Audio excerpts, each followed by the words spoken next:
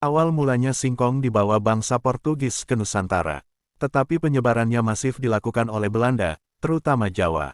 Penyebaran singkong di Jawa oleh Belanda memiliki kaitan erat dengan kolonialisme Belanda di wilayah Nusantara pada abad ke-19 dan awal abad ke-20. Singkong, Manihot esculenta, adalah tanaman asli Amerika Selatan, tetapi Belanda memperkenalkannya ke Indonesia sebagai bagian dari upaya mereka untuk memperluas komoditas ekspor dan mengontrol perekonomian. Pada awalnya, Belanda mengenalkan singkong di Indonesia sebagai tanaman pangan alternatif bagi penduduk pribumi di wilayah-wilayah yang menderita kelaparan. Singkong memiliki keunggulan dalam hal tahan terhadap kondisi lingkungan yang keras dan kebutuhan air yang rendah, sehingga dapat tumbuh subur di tanah-tanah yang kurang subur atau gersang. Namun, seiring waktu, Belanda mulai melihat potensi ekonomi yang lebih besar dari singkong. Mereka mengembangkan metode pengolahan singkong menjadi tepung tapioka, yang memiliki permintaan yang tinggi di pasar internasional.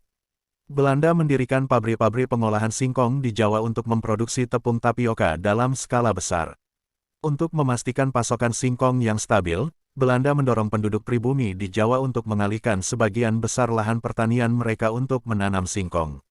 Mereka menggunakan sistem tanam paksa kultur stelsel, di mana petani lokal diharuskan menanam sejumlah singkong dan menyerahkan hasil panen mereka kepada pemerintah kolonial sebagai pajak atau sebagai pembayaran hutang kerja. Dengan sistem ini, Belanda dapat mengendalikan produksi singkong, mengimpor tepung tapioka yang murah, dan mendapatkan keuntungan ekonomi yang besar. Namun, penduduk pribumi di Jawa menderita akibat sistem ini, karena mereka kehilangan akses terhadap lahan pertanian mereka sendiri dan harus bekerja keras untuk memenuhi persyaratan tanam paksa. Penyebaran singkong oleh Belanda di Jawa tidak hanya berdampak pada ekonomi, tetapi juga mempengaruhi pola tanam dan kebiasaan makan masyarakat setempat. Singkong menjadi bahan makanan pokok yang penting, dan masyarakat Jawa mengembangkan berbagai olahan singkong seperti gaplek, peyek, atau tape.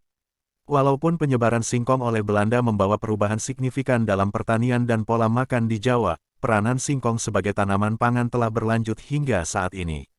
Singkong tetap menjadi salah satu bahan makanan yang penting dan populer di Indonesia, dengan beragam jenis hidangan yang menggunakan singkong sebagai bahan utama.